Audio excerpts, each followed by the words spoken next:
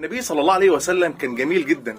من الحاجات الجميلة قوي اللي كانت في شخصية النبي صلى الله عليه وسلم خارج نطاق النبوة ان هو كان بيحب اصحابه قوي، ودايما كان بيظهر لهم الود ده. لو في صحابي في حاجة جميلة دايما يبروزها له، يقول له انت فيك الحاجة الجميلة دي. فيسمع مثلا سيدنا ابو موسى الاشعري بيقرأ قرآن بصوت جميل، فالنبي صلى الله عليه وسلم يقول له لقد اوتيت مزمارا من مزامير آل داود.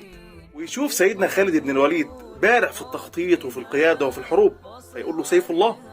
ويقول لسيدنا عثمان بن عفان أنت أكثر الناس حياء. سيدنا أبو بكر أنت أرحم الناس بالمسلمين. وهذا زيد بن ثابت أعلم الناس بالحلال والحرام. وأنت يا فاطمة سيدة نساء أهل الجنة. مفيش ميزة جميلة كانت في أصحابه تظهر عليهم إلا وكان النبي صلى الله عليه وسلم يلفت نظره ليها ويمدحه بيها ويظهرها له من باب إدخال السرور عليهم. سبحان الله على جمال التعبير القرآني. حريص عليكم بالمؤمنين رؤوف رحيم. النبي صلى الله عليه وسلم مش بس كان بيبلغ رسالة، ولا كان غرضه ان هو ينقذ الناس من النار ويقول لهم على طريق الجنة، لا كمان ده كان بيهون عليهم الدنيا ويدخل السرور على قلبهم. كان انسان جميل قوي والله، زي ما هو كان نبي عظيم. صلى عليه. السلام عليكم.